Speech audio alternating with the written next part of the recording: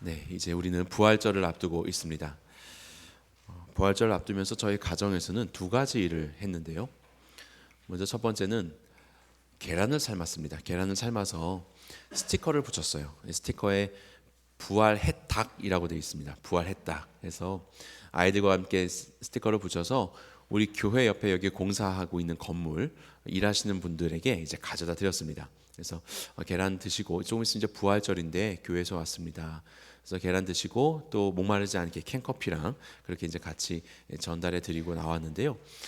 그 소장님께 전달해 드렸는데 소장님이 이제 지나가는 그 일하시는 분들 다 이렇게 불러서 계란 먹고 하라고, 커피 마시고 하라고 그렇게 이제 이야기하시는 게 뒤에서 이렇게 들리니까 참 마음이 좋더라고요.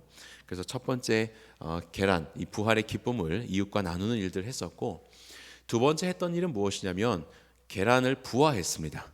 그래서 아이들이 이제 병아리 이야기를 좀 하길래 유정란을 우연찮게 구했어요. 구해다가 계란을 이렇게 부화를 하였습니다.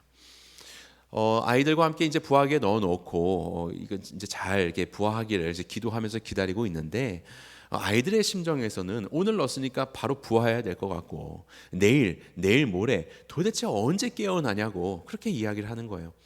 아무리 우리 눈에 보기에는 여전히 딱딱한 껍질, 전혀 변함없는 이 껍질이 계속 이어지는 거죠. 제가 말했습니다. 한 주일 예배 한 3번쯤 드리면 어느 땐가에 깨어날 거야. 근데 나도 잘 몰라. 이렇게 이야기를 했어요. 그리고 어느 날 한 3일 전입니다. 3일 전 삐약삐약 소리가 나서 봤더니 이제 이 안에 있는 병아리가 깨고 있는 거예요. 그래서 지금 이제 잘 태어나서 2마리가 잘 자라고 있습니다.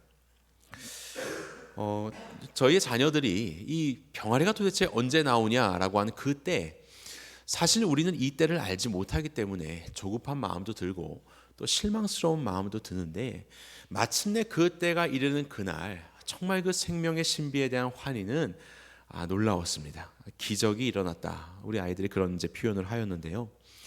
우리의 삶도 사실 이와 같은 경우가 참 많아요. 때로는 어떤 일이 일어났으면 좋겠다, 나에겐 이것이 필요하다라는 마음이 들었을 때 하나님께서 그것을 어떻게 아시고 이미 그것을 나에게 주실 때가 있습니다. 그때는 감사하다. 그런데 또 어떤 때는요, 그 필요를 생각할 때에 또 그때에 딱 맞춰서, 이전도 아니라 딱 그때에 맞춰서 마치 톱니바퀴가 맞물려 돌아가듯이 하나님께서 일을 이루어내셔서 마침내 그 일들을 내 앞에 펼쳐내 보이실 때 정말로 놀랍게 역사하신 하나님 때문에 정말 영광을 올려드리게 되지요. 자, 그런데 문제는 마지막 경우입니다. 어떤 경우는 우리가 분명히 하나님께 약속의 말씀으로 받고 그것을 확신하면서 기다리고 있는데도 그것이 이루어지지 않는 거예요. 여전히 내가 보기에 아무것도 없는, 생명의 기운이라고는 아무것도 없는 껍질만 있지 결코 이것이 언제 깨어날지 알 수 없는 그런 상황들, 우리의 삶 속에서 상당히 많은 부분은 우리는 바로 그러한 싸움을 하고 있는지 모르겠습니다. 내가 원하는 때와 하나님이 일하시는 때가 다른 것처럼 느껴지는 바로 그러한 상황들이요. 이러한 상황들이 우리의 삶 속에 얼마나 많이 이루어집니까? 우리는 여기에서 알게 됩니다. 하나님의 시간표는 우리의 시간표와는 다르다. 그것이 바로 베드로 후서에서 이 본문을 통해서 우리에게 말씀하시는 하나님의 말씀이에요. 그러고 보니 돌아보니까 오병이어를 베푸셨던 예수님, 5천 명이나 되는 그 사람들을 먹이시기 위해서 주님이 어떻게 하셨습니까? 축사하고 떼어서 기도하시고 그것을 떼어서 나눠 주셨습니다.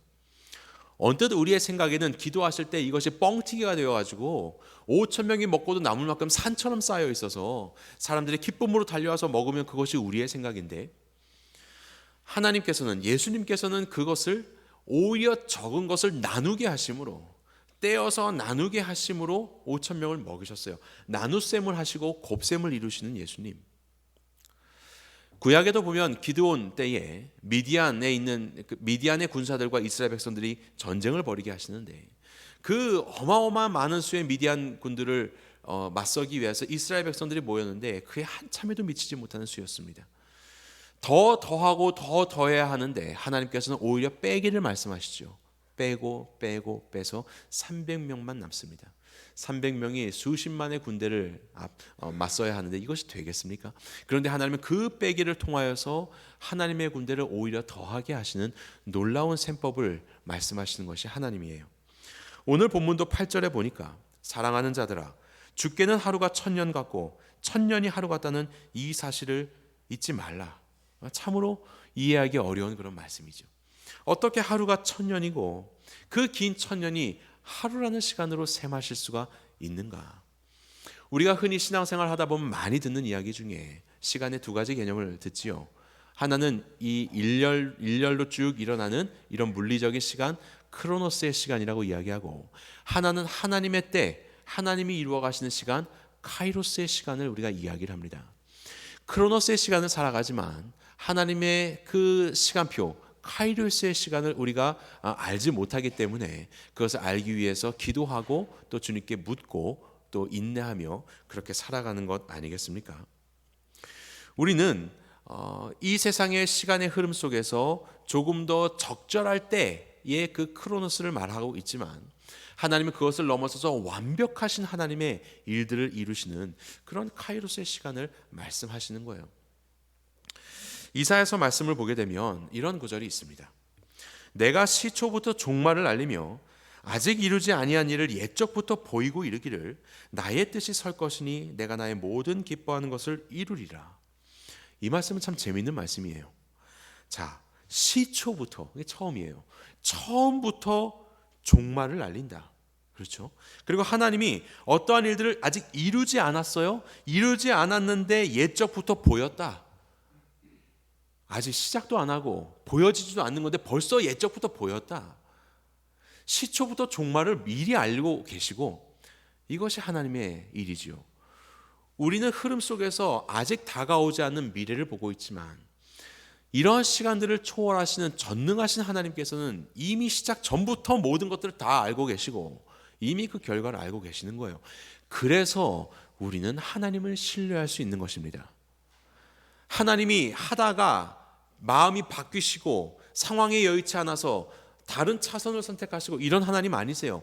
이미 시작할 때부터 끝을 알고 계시고 시작하기 전부터 그 모든 것들을 다 알고 밝히시는 분이 우리 하나님이십니다. 하나님의 뜻, 우리가 보았을 때에 여전히라고 이야기하지만 하나님은 이미 당신의 선하신 뜻을 이루셨고 그리고 우리 가운데 그 하나님의 마음 가운데 동참하기를 말씀하고 계시는 것이죠. 본문의 3장 9절을 보도록 하겠습니다. 베드로후서 3장 9절. 주의 약속은 어떤 이들이 더디다고 생각하는 것 같이 더딘 것이 아니라 오직 주께서는 너희를 대하여 오래 참으사 아무도 멸망하지 아니하고 다 회개하게 이르기를 원하시느니라. 자, 여기서 우리는 하나님 시간표의 독특함을 보게 됩니다. 저와 여러분들의 시간표라고 하면 뭐가 생각나세요? 한쪽은 시간이라는 단위가 있습니다. 시별로. 그리고 이쪽은 우리가 해야 될 과업들이 이제 써 있습니다. 시간별로 어떠한 과업을 얼마만큼 이루어내는가. 이게 우리 인간의 시간표예요. 그런데 하나님 시간표의 기본 단위는 그렇지 않다라고 이야기합니다. 하나님 시간표의 기본 단위는 하나님의 성품입니다. 하나님의 성품. 당신은 하나님의 성품을 드러내시기 위하여서 일하십니다. 하나님의 성품을 위하여서 이 모든 일들을 관장하고 계시는 거예요. 시간이 끝나고 적절한 시간이 있고 우리는 그렇게 생각을 하지만 하나님은 당신의 성품을 위하여서 이 일들을 드러내고 인도하시며 마침내 그 성품이 드러나며 그 가운데 우리의 반응이 그래서 우리에게 오래 참으시고 아무도 멸망하게 되기를 원치 않으시는 하나님의 그 인내함을 통하여서 하나님의 사랑을 발견하기를 원하시는 것이 하나님의 역사예요. 그것이 하나님의 시간표고 우리가 하나님의 사랑을 발견하고 하나님의 오래 참으심이라는 하나님의 성품을 발견할 때 그 모든 것들이 맞춰지게 되는 것이죠. 나의 생각보다 늦어질 때가 있고 나의 생각만큼 이 과업이 달성되지 않는 것처럼 보인다 할지라도 우리는 하나님을 신뢰할 수 있습니다. 왜냐하면 하나님은 바로 그러한 상황을 통하여서 정말로 하나님이 원하시는 이 상황을 통해 하나님은 당신의 어떠함들을 드러내기를 원하시는지 그 하나님의 성품을 우리에게 알게 하시기 원하시기 때문에 그렇습니다. 그것을 위해서 하나님은 오늘도 오래 참으심으로 기다리고 계시고 우리에게 그 하나님을 발견하기를 말씀하고 계시는 거예요.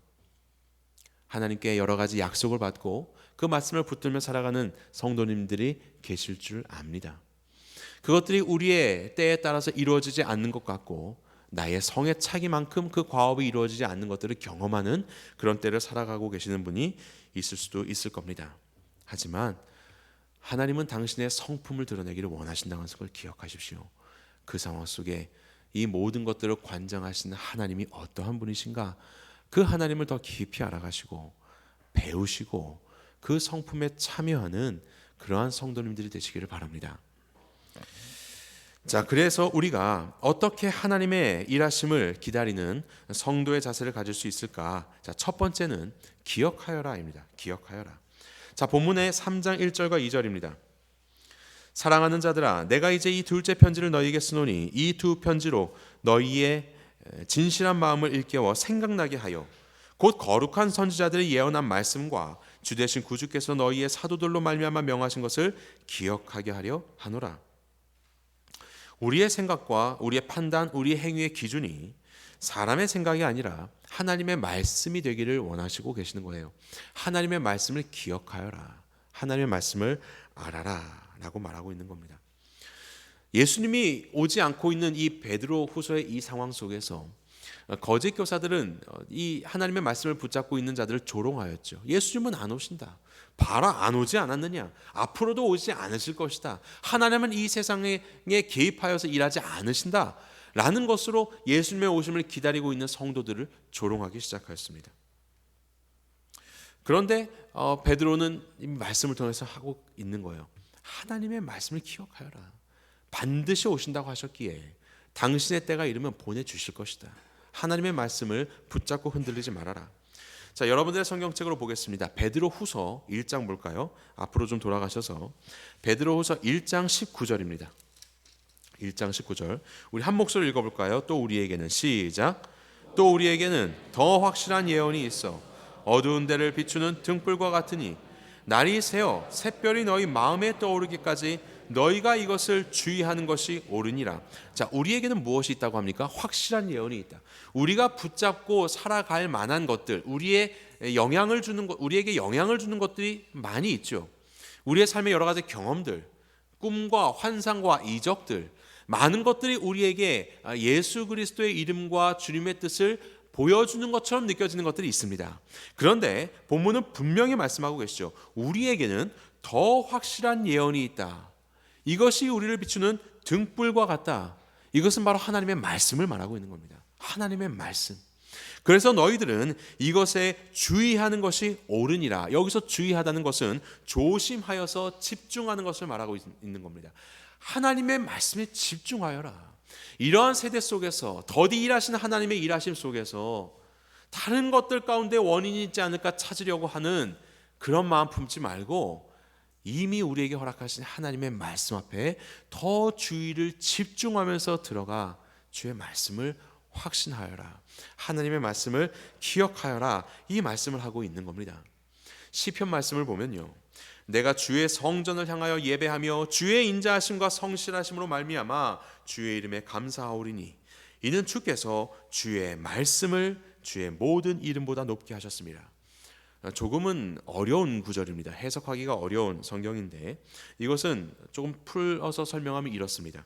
하나님의 인자하심과 성실하심이라는 하나님의 성품, 하나님의 성품을 드러내시는 일에 많은 것들이 있지만, 많은 방법들이 있지만 특별히 주의 말씀, 여기서 행하시는 말씀은 이미 기록된 말씀이기도 하지만 하나님이 우리에게 말씀하시는 그런 행위, 우리에게 언약하시고 이미 약속하시는 그런 행위들, 이런 하나님의 말씀을 통하여서 하나님은 당신의 성품을 드러내신다. 바로 그 말씀을 통하여서 행하시는 하나님의 그 성품 드러내심에 대해서 나는 하나님을 찬양하고 하나님을 높인다, 이 이야기를 하고 있는 거예요.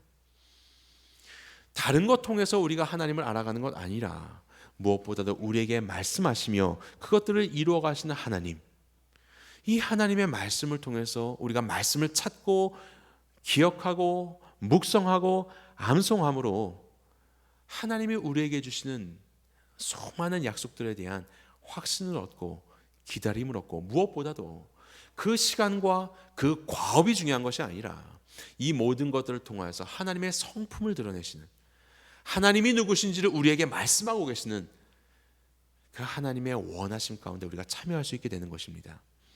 바로 그것을 찬양하고 있는 거예요. 하나님은 일하시고 지금도 일하고 계십니다. 이 베드로후서의 말씀을 듣는 거짓 교사들은 하나님이 어디 계시냐, 일하지 않으신다라고 하지만 하나님은 오늘도 당신의 말씀을 통하여서 우리에게 감동을 주시고, 하나님은 그 말씀을 우리 가운데 주셔서 약속하시고, 그리고 성령의 역사로 인하여서 그 말씀을 확신케 하시고 인도하시며 기다리게 하시고 하나님의 심정을 알게 하시는 거예요. 이게 바로 말씀의 역사입니다. 비록 눈에 보기에는 전혀 변하지 않는 것 같은 똑같은 상황이지만 그렇지 않습니다. 하나님이 일하고 계시는 거예요. 당신의 성품을 드러내시기 위하여서, 그 하나님과의 깊은 만남을 위하여서 하나님이 일하고 계세요. 아까 계란 이야기를 하였는데요, 계란이 똑같이 죽어 있는 것처럼 보이지 않습니까? 그래서 저희 아이들이 물어보는 거예요. 도대체 이 안에 생명이 있냐고, 정말로 닭이 깨어나는 게 맞냐고 물어보는 거예요. 어떻게 알 수 있을까요? 한 가지 알 수 있는 방법이 있습니다. 비록 눈에 보이는 껍질은 똑같은 그런 계란, 이게 무정란인지 유정란인지 살아있는지 알지 못하지만 캄캄하게 어두움 속에서 우리의 핸드폰빛 같은 후레쉬를 비추면요, 계란 껍질은 완전히 불투명하지가 않습니다. 그래서 빛을 비추면 그 안에 핏줄이 보여요. 약동하고 있는 생명이 보입니다. 이 안에 생명이 있구나. 비록 이것이 언제 껍질을 깨고 나올지 정확한 때와 시간은 나는 알지 못하지만, 비록 눈에 보이기는 여전히 똑같아 보이는 그런 죽어있는 껍질에 불과하지만 그 안에 생명이 있구나 라는 것을 확인할 수 있어요. 무엇을 통해서? 어둠 속의 빛을 통해서 확인할 수 있습니다. 우리의 삶도 마찬가지입니다. 하나님의 때와 시와 어떻게 행하실지 정확한 것은 우리가 알지 못하지만 바로 이 고통스러운 상황과 해결되지 않는 것 같은 계속해서 이어져 가고 있는 그 끊임없는 인내의 상황 속에서 하나님이 도대체 무엇을 우리에게 말씀하고 계십니까? 하나님의 일은 나타나고 있는 것입니까? 라고 우리가 하나님께 물으며 하나님의 말씀을 찾고 말씀 앞으로 나아갈 때, 하나님의 말씀은 저와 여러분들의 등불이 되셔서 그 모든 보여지는 아무것도 변함없는 그런 껍질의 상황 너머에 하나님께서 이것으로 무엇을 말씀하고 계신지를 우리에게 비춰주시는 거예요. 어떠한 하나님으로 우리를 만나기를 원하시는지, 그 하나님의 성품을, 우리를 향한 하나님의 그 변함없는 마음을 하나님께서 우리에게 비춰주시는 겁니다. 그러면 우리는 확신하는 거죠. 여전히 껍질이지만 이거 껍질 아니야. 이 속에는 생명이 있어. 그래서 우리는 견뎌낼 수 있는 것입니다. 만약에 제자들이 예수님의 말씀과 구약에 나타난 하나님의 말씀을 기억하였다면 그들은 어땠을까요? 예수님의 매맞음과 십자가의 죽으심과 죽음 앞에서 눈에 보여지는 그 껍질의 상황 속에서 그들은 낭망하지 않았을 겁니다. 하나님의 말씀을 기억하였다면 부활하신 예수 그리스도, 그리고 고통과 아픔 속에서 죽어갈 메시아, 하지만 생명의 주인으로 부활하셔서 우리에게 진정한 하나님의 왕국을 이루어 가실, 단순히 다윗의 왕국과 세상의 로마의 통치를 벗어나는 것이 아니라 우리의 모든 영혼을 부여잡고 있는 사탄의 죽음의 세력들을 이기시고 부활의 영광으로 참된 생명을 주시며 그 왕국을 이루실 메시아, 그 메시아를 말씀 가운데서 발견하며 그것을 기억하였다면 제자들은 예수님의 십자가 앞에서 절망하지 않았을 겁니다. 눈에 보이는 죽음의 상황 속에서 그들은 하나님의 생명의 약동을 기대할 수 있었을 거예요. 두 번째, 우리가 하나님의 일하심을 기다리는 성도로서 어떠한 자세를 가져야 하냐면 경건해야 합니다. 경건함. 자, 본문의 3장 11절 보겠습니다. 이 모든 것이 이렇게 풀어지리니 너희가 어떠한 사람이 되어야 마땅하냐? 거룩한 행실과 경건함으로, 이렇게 말씀합니다. 경건함이라는 것은 예배적 삶이에요. 우리의 삶 속에서 하나님을 예배하는, 엎드리는 삶, 하나님께 순종하고 순복하는 삶을 말씀하고 있습니다. 자, 오늘 본문의 3장 5절을 보면요, 이는 하늘이 옛적부터 있는 것과 땅이 물에서 나와 물로 성립된 것도 하나님의 말씀으로 된 것을 그들이 일부러 잊으려 함이로다. 이렇게 말씀합니다. 세상 만물을 볼 때에 하나님의 말씀이 이루어졌고 운행해 가시는 것이 보여지는데 그것에 대해서 이 거짓 교사들은 일부러 잊으려 한다. 하나님에 대한 흔적들이 있을 때 이것을 계속해서 무시하고 다른 의심들을 적용해 가면서 또 다른 것들을 계속해서 찾아 나가는 거예요. 하나님이 그들의 삶에 계시하시고 말씀하시고 보여주셔도 일부러 잊으려 하는 이런 죄성이 그들 안에 계속해서 작용하여서 자꾸 하나님이 아닌 것 쪽으로 가려고 나름대로의 경험과 나름대로의 논리를 가지고 하나님 없음을 말하려고 하는 것이지요. 이것이 바로 죄인의 모습이지 않습니까? D.A. 카슨이라는 유명한 신학자가 그의 저서에서 이런 이야기를 하였습니다. 사람은 자연스럽게 거룩함으로 나아가지 않는다. 여기서 나아간다라는 이 표현은 그냥 제가 번역한 거지만 이 사람은 그런 이야기했어요. 물 위에 동동 떠 있는 거예요. 이 동동 떠 있어서 표류하다 보면 결국에 인간의 삶이 거룩함으로 향하느냐? 그러지 않는다. 은혜에 힘입은 노력이 없이는, 마치 노를 젓는 것과 같은 노력이 없이는 경건이나 기도, 말씀에 순종하는 것, 믿음, 주 안에서의 기쁨을 향해서 이끌리지 않는다. 이것이 죄인된 인간의 모습이라는 거예요.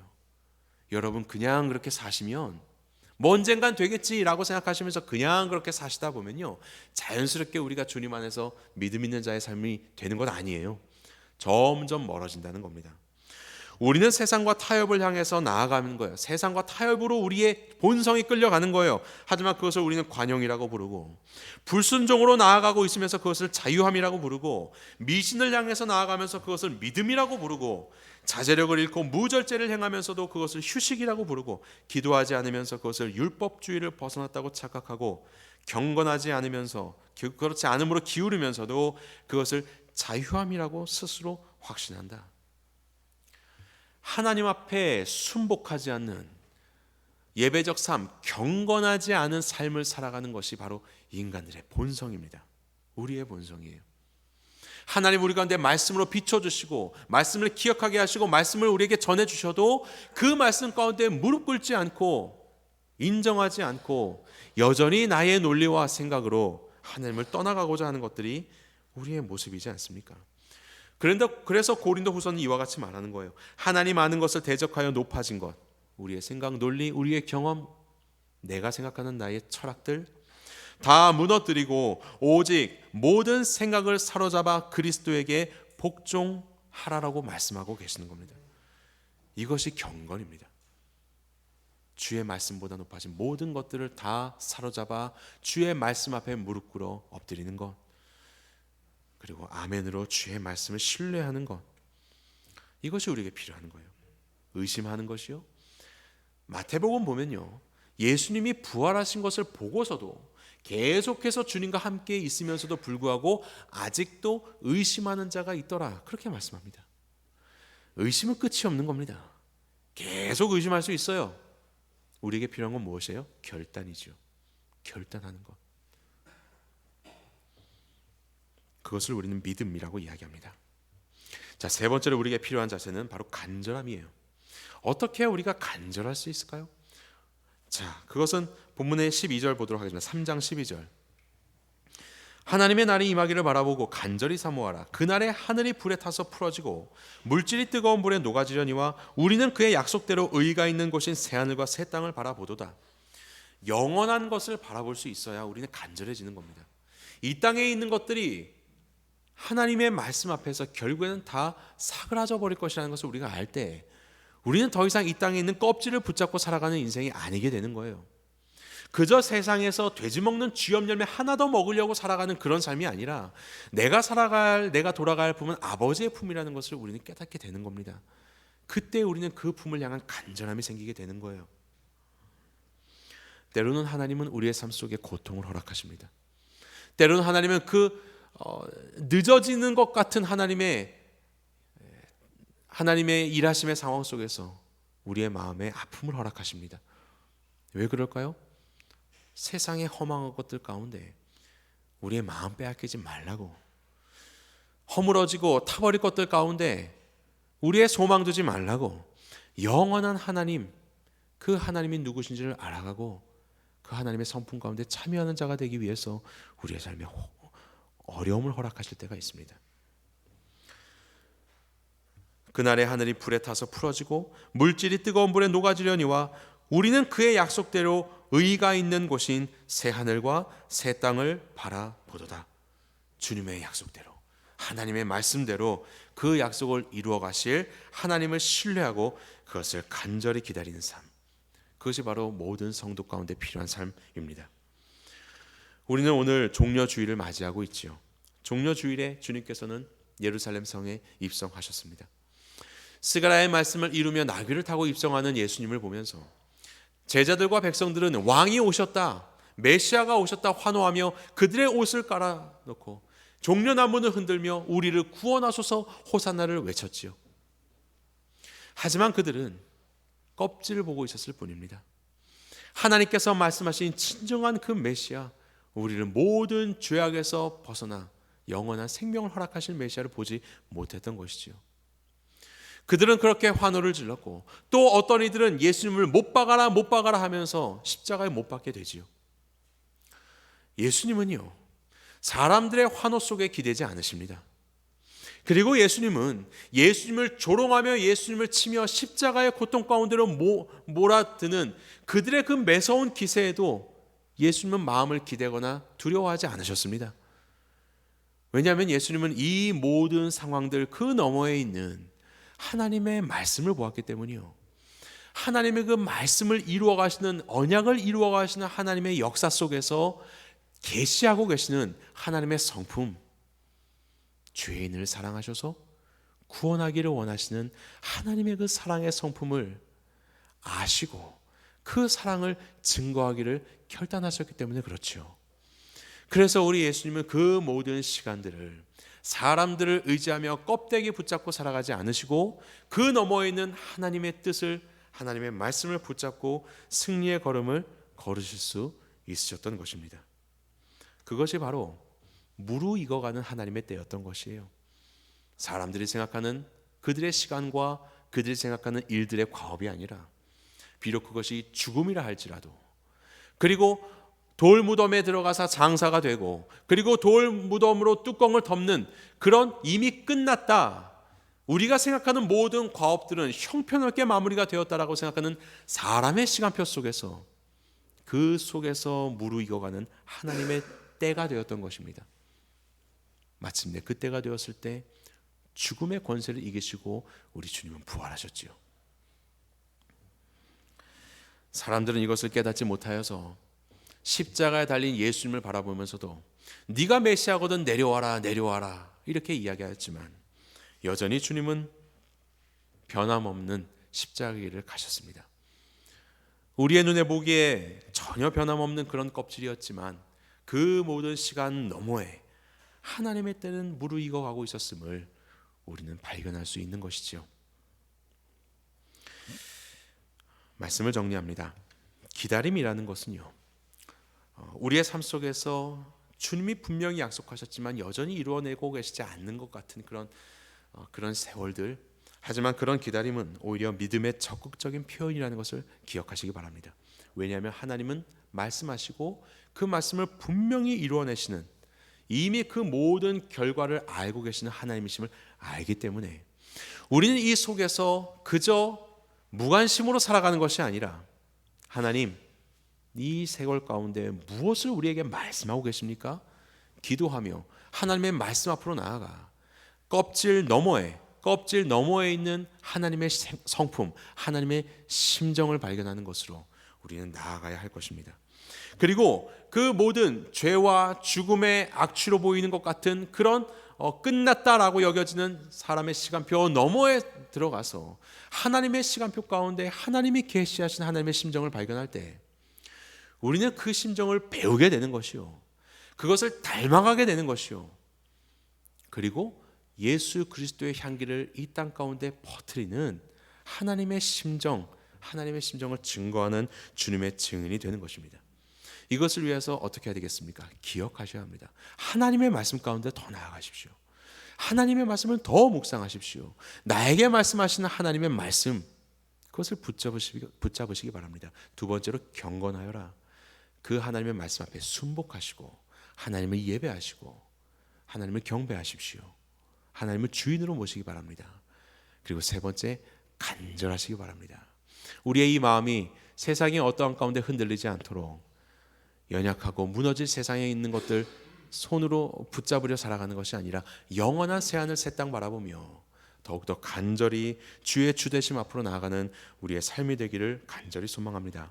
이 삶 속에 하나님은 당신의 성품을 우리에게 보여주시고 하나님을 깊이 있는 만남으로 만나게 하시고 영원히 쇠하여지지 않는 그 기쁨과 영광스러움으로 우리의 개인의 삶뿐만이 아니라 우리에게 만나게 하시는 많은 영혼들에게 주님을 증거하게 하시는 놀라운 하나님 나라의 증인으로 우리를 사용하실 것입니다.